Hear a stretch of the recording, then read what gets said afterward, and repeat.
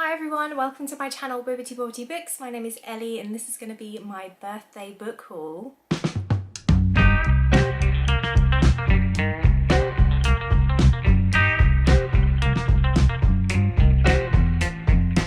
I've just realised you can see this random balloon here. I actually have like a string of balloons that spells the word birthday above my fireplace, but you can kind of only see the B because it doesn't fit behind my chair. So there's a B there, I guess it's B for birthday. But yes, I recently celebrated my 32nd birthday and I had a very lovely day. I went to the lavender fields in Norfolk and I also went to the beach and had a little paddle in the sea. I was so lucky with the weather, it was really a gorgeous day. So I had such a nice time and I was lucky enough to receive quite a few books for my birthday from my lovely friends and family. So I wanted to share with you what I got. So without further ado, let's just jump straight in and I'm going to go through all of the books that I received for my birthday. Okay, so the first book is one that I definitely think I'm going to enjoy because the cover alone just screams like an Ellie book. So this is A Botanical Daughter written by Noah Medlock, and if you know me at all you might know that I am a fan of sort of nature horror, fungi horror, anything where you've got plant life that can corrupt the body or corrupt the environment. I just love all of those things and this one looks like it's going to fit the bill and it's got a gorgeous front cover there which I feel like gives you the aesthetic and I'm so excited. I believe this one is set in Victorian London and it looks like there's two sort of main characters. We've got Simon and Gregor, and Gregor is a business owner and his business involves collecting exotic plants, and his latest plant that he's received is actually a strange fungus and it shows signs of intelligent life beyond any plant that he's ever seen before, and that inspires him to attempt a masterwork, True Intelligent Life from Plant Matter. So he's trying to create intelligent life from this fungus, which sounds like a really crazy and also terrifying idea. And it says on here, driven by the glory he'll earn from the Royal Horticultural Society for such an achievement, Gregor ignores the flaws in his plan, that intelligence cannot be controlled, that plants cannot be reasoned with, and that the only way his plant beast will flourish is if he uses a recently deceased corpse for the substrate. How creepy does that sound? I'm so excited for this one. The next book that I have to share with you is another horror book, and that is The Dark Between the Trees, written by Fiona Barnett. So this is a fairly recent release, I believe, and it seems like it's a folk type horror, which again is one of my favourite genres within horror. It's actually a horror subgenre that I'm trying to read more from because I tend to really enjoy those types of stories, and this one sounds like it's going to be creepy and atmospheric. So I'll just give you a little read from the back. So it says, 1643, a small group of parliamentarian soldiers are ambushed in an isolated part of northern England. Their only hope for survival is to flee into the nearby Moresby Wood. Unwise though that may seem, for Moresby Wood is known to be an unnatural place, the realm of witchcraft and shadows, where the devil is said to go walking by moonlight. 17 men enter the wood, only 2 are ever seen again, and the stories they tell of what happened make no sense. Stories of shifting landscapes, of trees that appear and disappear at will, and of something else, something dark, something hungry. Today, 5 women are headed into Moresby Wood to discover once and for all what happened to that unfortunate group of soldiers. They are led by Dr. Alice Christopher, a historian who has devoted her entire academic career to uncovering the secrets of Moresby Wood. Armed with metal detectors, GPS units, mobile phones, and the most recent map of the area, which is nearly 50 years old, Dr. Christopher's group enters the wood ready for anything, or so they think. This sounds fantastic. I love that it has that woodland setting. We've obviously got this history of something really unsettling and horrific happening to this group of soldiers that goes into the wood. We don't really know what actually happened, and then it's the present day and we have a new group of women going in to discover what happened. I'm so excited for this one. The next 2 books I got from the same person, and they're both from the publishing house Angry Robot, and I tend to really enjoy the books from that publisher because they tend to publish slightly strange books, so things that tend to blur boundaries between genres and things that tend to sort of push things a little bit, maybe go a little bit outside of the box, and I tend to enjoy those kinds of stories, so I'm very excited to give these ones a go. So the first one is The Cabinet, written by Eun-soo Kim. I'm really sorry if I'm pronouncing that wrong. It was actually translated from Korean, I believe, by Sean Lynn Halbert. Firstly, this one has an amazing cover. I'm already very intrigued. And yeah, it sounds like it's going to be a really interesting sort of literary story. So it says, Cabinet 13 looks exactly like any normal filing cabinet, except this cabinet is filled with files on the symptomers, people whose weird abilities and bizarre experiences might just mark the emergence of a new species. But to Mr. Kong, the harried office worker who spends his days looking after the cabinet, the symptomers are just a headache. From the woman whose doppelganger broke up with her boyfriend, to the man with a ginkgo tree growing from his fingertip. And then there's that guy who won't stop calling, asking to be turned into a cat. A richly funny and fantastical novel about the strangeness at the heart of even the most ordinary lives, from one of South Korea's most acclaimed novelists. So yeah, I think this one will be quite light-hearted, quite tongue-in-cheek. It sounds quite creative. I love the fact that we are following this office worker who looks after this cabinet, and I'm sure we're going to find some sort of weird and wacky characters and, you know, people with these strange abilities, and I think it's just going to be something a little bit different and a little bit fun, and I'm very intrigued. So I was very pleased to get this one for my birthday. And then the other one that I got from the Angry Robot Publishing House is something that's very different, and that is Under the Pendulum Sun, written by Jeanette NG. I'm not sure how you pronounce the author's name, I'm really sorry, but again, this one has a very striking cover, and this one I think has kind of Victorian Gothic vibes, but it's a fantasy novel and it's a little bit surrealist as far as I'm aware. Sounds like all of the things that I enjoy. So on the back it says, Catherine Hellstone's missionary brother Leon has disappeared while bringing the Gospels to the Dark Continent, not Africa, but Arcadia, legendary land of the magical Fae. Desperate for news of him, she makes the perilous journey to the extraordinary land, but once there she finds herself alone and isolated in the sinister house of Gethsemane. At last there comes news her beloved brother is riding to be reunited with her, but the Queen of the Fae and her insane court are hard on his heels. And then it's described as an evocative, claustrophobic Gothic novel with strikingly creepy set pieces, a forceful examination of faith and the power of stories. So yeah, that sounds like it's such a strange and unique set of ideas thrown into one book. I love the fact that it has that Victorian Gothic setting, but then we have a missionary, but instead of going to like Africa or somewhere, they're going to the Fae realm. And yeah, I think it's going to be like evil, like dark Fae, rather than, you know, like sparkly Fae, if you know what I mean. And I'm intrigued by this one as well. So yeah, we shall see. I'm excited to give that one a try. Okay, so next up we have a quite a fun one that seems like it's going to be quite light-hearted, and one that I've seen doing the rounds online, so I'm really hoping that it lives up to the hype, and that is How to Become a Dark Lord and Die Trying by Django Rexler. This one looks like it's going to be a whole lot of fun. I feel like the title alone already draws me in. I think this one is supposed to be obviously very funny, tongue-in-cheek, and it's supposed to play on some of those common themes that we know and love from fantasy novels. And so I think this could be the perfect light relief in between some of the heavier horror novels that I tend to read, and I'm excited to give this one a try. All I know is that we follow a young woman who is stuck in this repeating time loop. It says, Davy has done this all before. She's tried to be the hero and take down the all-powerful Dark Lord. 100 times she's rallied humanity to make the final charge, but the time loop always gets her in the end. Sometimes she's killed quickly, sometimes it takes a while, but she's been defeated every time. This time, she is done being the hero and done being stuck in this endless time loop.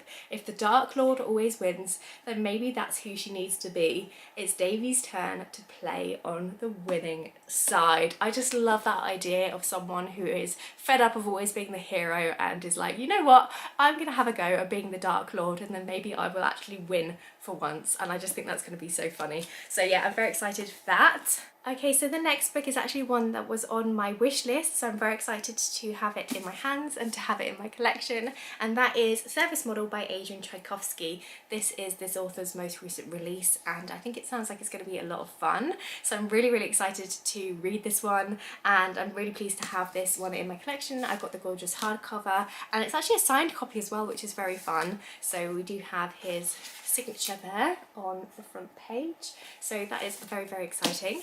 So yeah, this is a science fiction novel, and it is one that sounds quite light-hearted and one that hopefully is quite an entertaining read.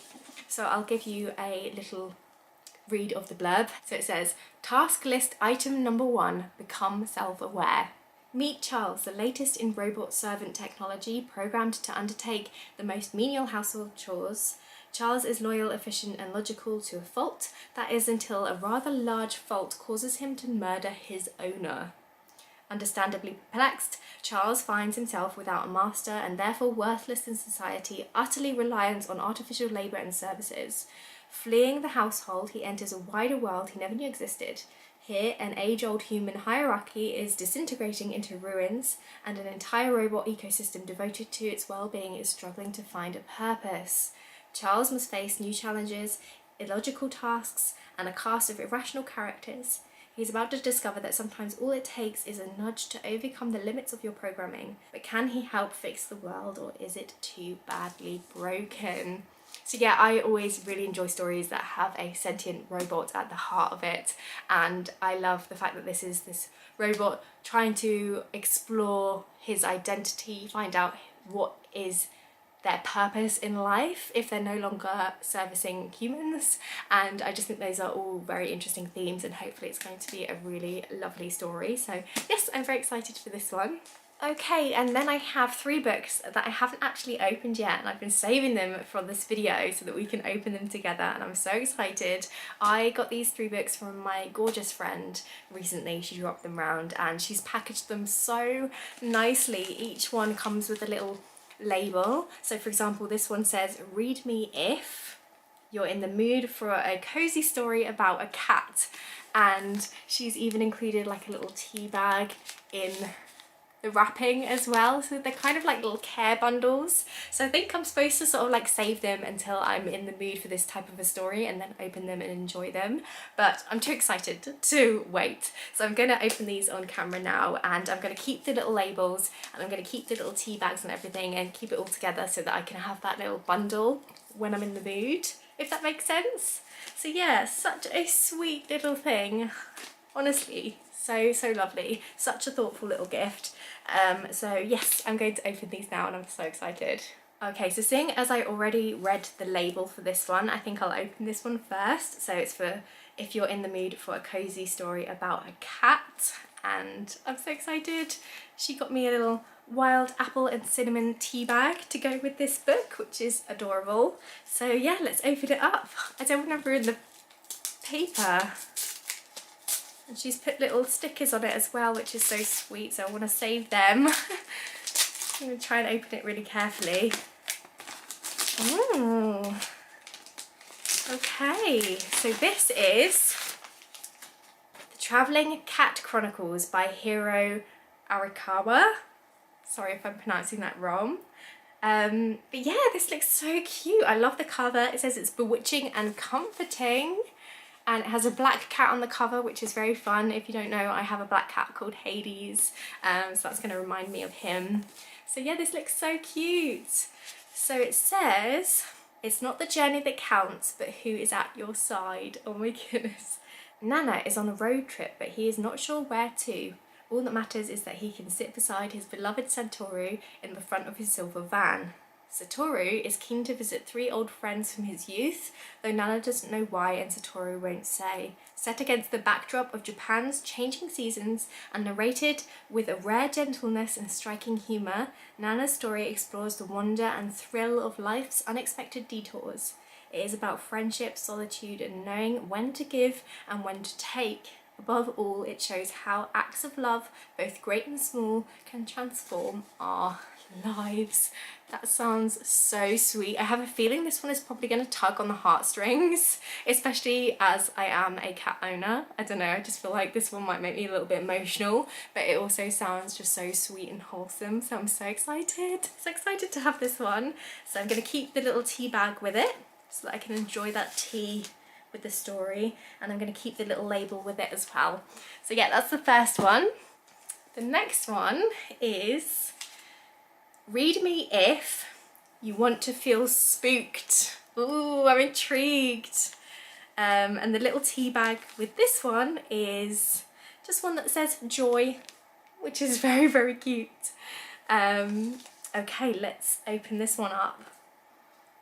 Look at the cute sticker on the front. Oh, so lovely. Again, I'm going to try and open it without destroying the sticker and stuff. Might be easier said than done. Okay, here we go. Ooh, oh my goodness.